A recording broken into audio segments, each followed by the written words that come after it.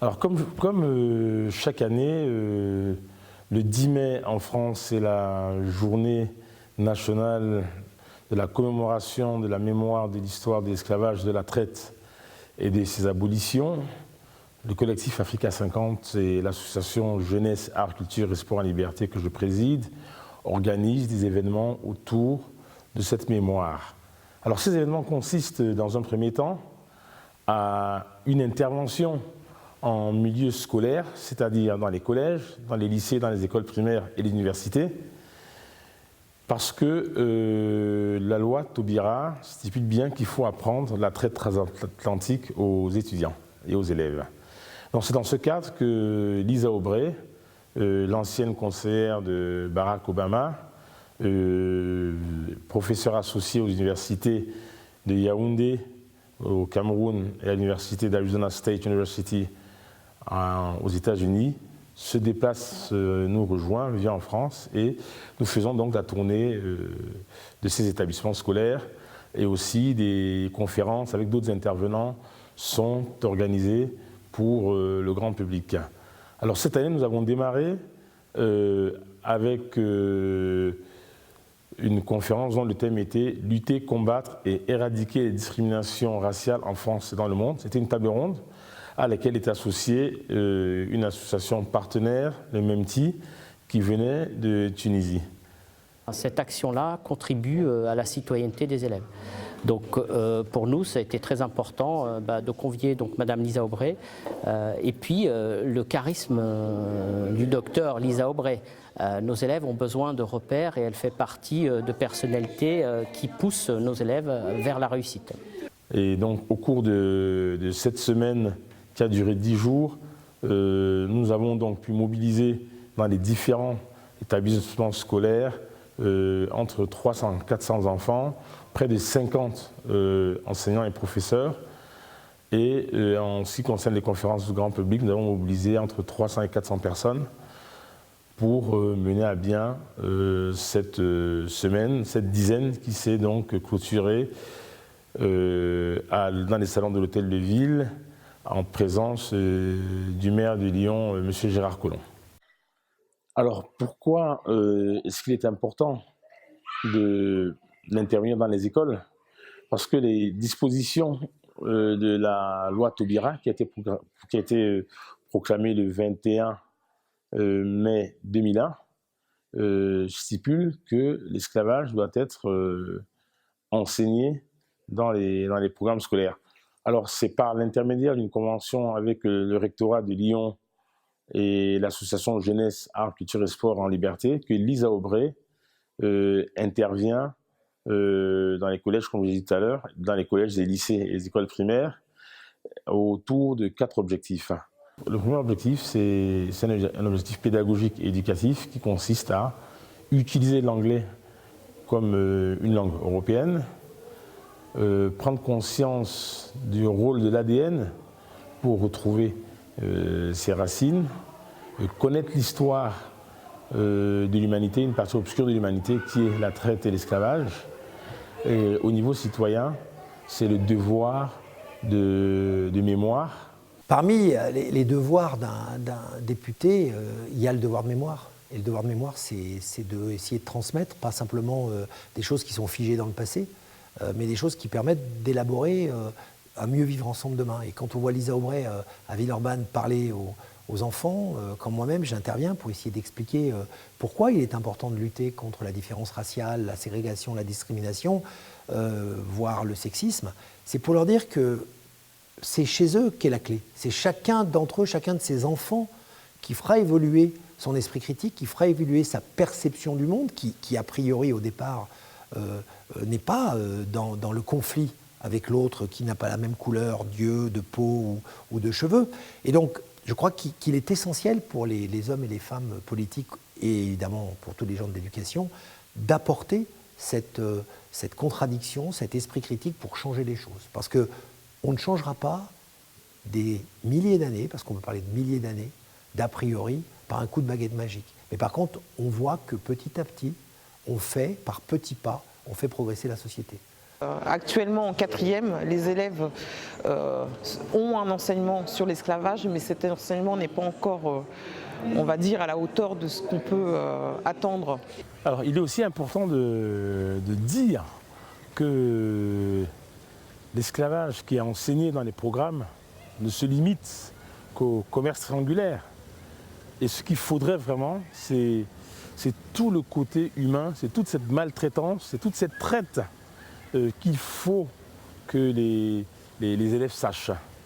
Bonjour, écoutez, je suis vraiment très heureux d'avoir pu participer à cette rencontre avec Lisa Aubray. C'est très important qu'elle ait pu venir ici au collège Victor Schœlcher. Victor Schœlcher qui est le père de l'abolition de l'esclavage en France en 1848.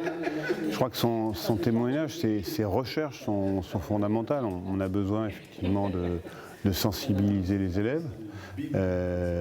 On a besoin effectivement de continuer toujours le combat parce que l'esclavage, il existe encore aujourd'hui dans le monde. Et je crois qu'avoir ce témoignage de Lisa Aubray qui a fait beaucoup de recherches dans le cadre de cette semaine autour de la loi Taubira qui a maintenant 18 ans et qui a fait que la France a reconnu l'esclavage comme crime contre l'humanité.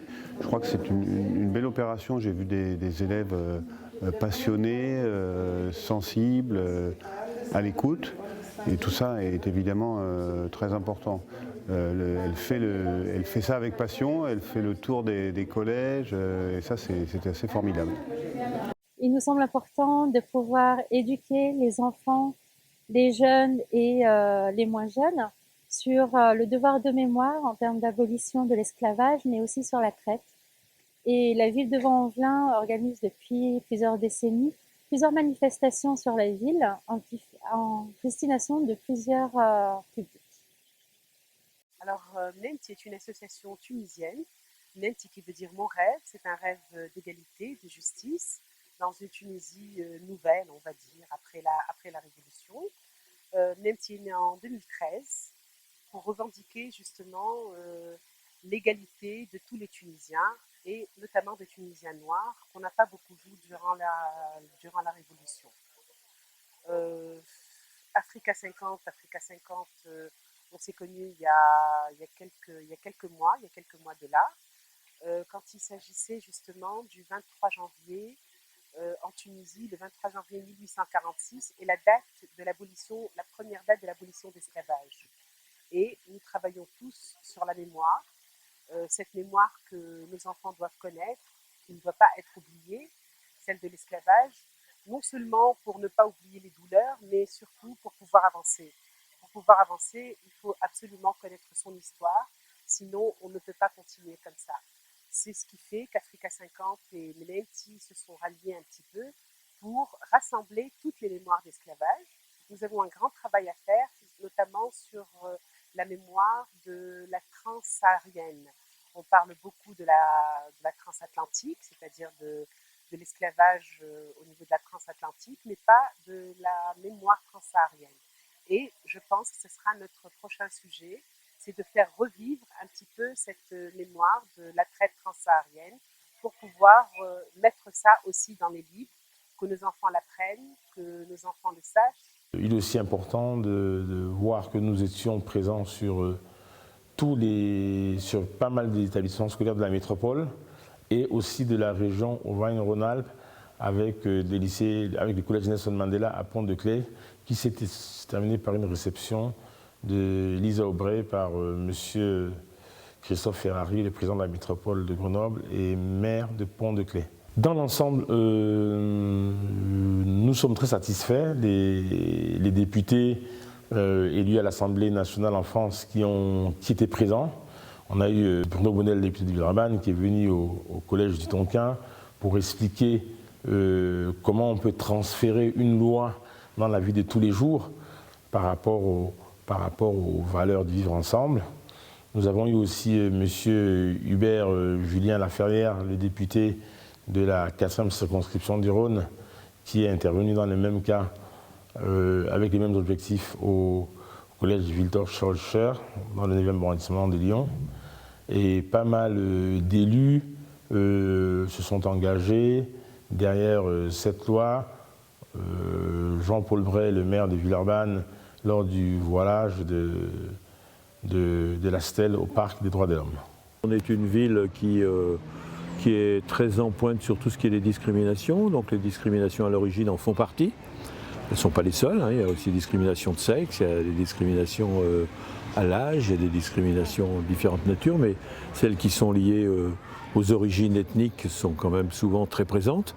On a mené différentes actions, par exemple de testing sur l'accès à l'emploi, sur l'accès au logement, où on voit bien que dans les agences, par exemple, quand les gens reçoivent les demandes en fonction de la façon dont, enfin, en lisant le nom, on arrive évidemment à voilà, donc on a fait ce travail-là, en aveugle souvent, enfin en aveugle, je veux dire, de façon à ce que ce travail puisse être mené le plus objectivement possible.